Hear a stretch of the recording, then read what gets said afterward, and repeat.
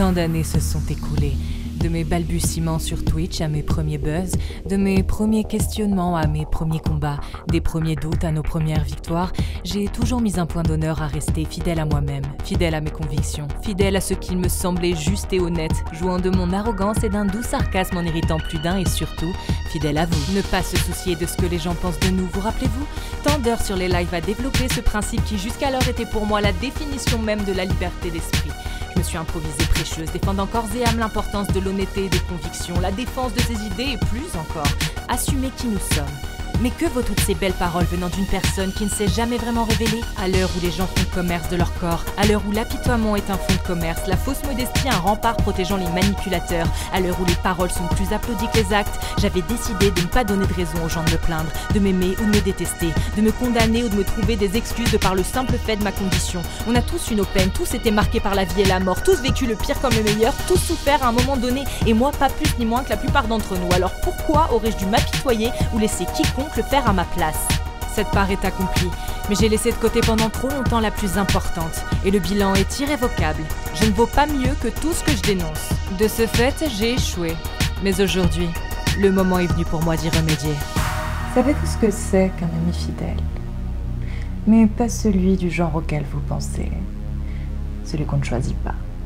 Celui qui est là, inexorablement et dont on ne peut se débarrasser. Alors on s'en fait un allié. Plus par obligation que par choix, mais on s'y efforce. Pour certains, c'est plus compliqué que pour d'autres, mais moi, j'ai eu de la chance. Présent depuis ma naissance, j'en ai fait une habitude. Et j'ai toujours réussi à en tirer les meilleurs côtés. Et combien même.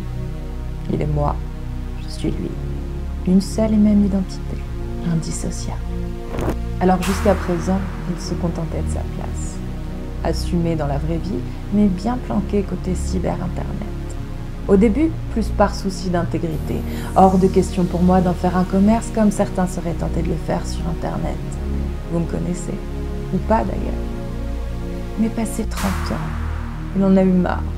Alors il s'est un petit peu énervé et ça a donné quelque chose du genre... Bon, maintenant t'arrêtes tes conneries, tes discours que t'es même pas capable d'appliquer toi-même, tes grandes proses au sujet de ne pas attacher d'importance à ce que les autres pensent de toi, mais t'es même pas foutu de leur dire que j'existe. Ça la fout mal. Et encore, je vous épargne les vulgarités car il est bien plus grossier que ça. Bref, vous êtes prêts? Allez, je vais vous le présenter.